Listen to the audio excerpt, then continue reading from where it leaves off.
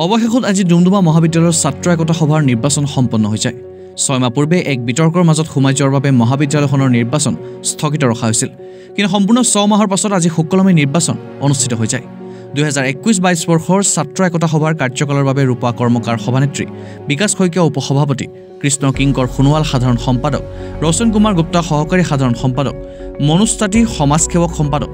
ৰশ্মি বৰুৱা সাংস্কৃতিক সম্পাদিকা দীপবিশান খুনৱাল স্মৃতি গ্ৰন্থ সম্পাদক ৰীতা চেত্ৰী আৰু স্নেহা কুমাৰ যাদৱ ছোৱালীৰ কমন ৰুম সম্পাদক আৰু পংকজ চুটিয়া মেজৰ গেম সম্পাদক ৰূপে নিৰ্বাচিত হয়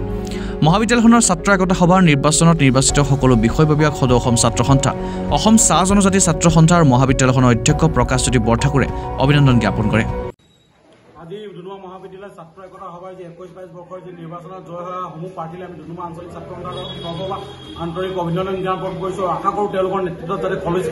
কলেজখনে নতুন এটা দিশ পাব আৰু নতুনকৈ উদ্যমেৰে তেওঁলোকে কাম কৰিব ছাত্ৰ ছাত্ৰী হৈ আৰু কলেজখনৰ সুনাম কঢ়িয়াই আনিবলৈ সক্ষম বুলি আমি আশাবাদী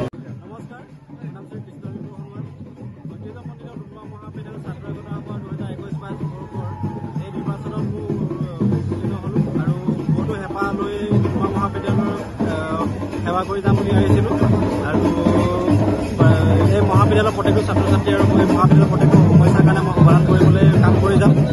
আৰু সকলোকে বিহুৰ শুভেচ্ছা জনালোঁ সকলোৱে ভালে থাকক আৰু বন্ধু বান্ধৱীসকলৰ মোৰ দাদা বাইদেউসকলে যিমানখিনি মোক সহায় কৰিলে তেওঁলোকে ধন্যবাদ জনাইছোঁ যদিও ডুমডুমা মহাবিদ্যালয় ডুমডুমাৰ পৰা ললিত তাঁতীৰ ৰিপৰ্ট নিউজ নেষ্ট।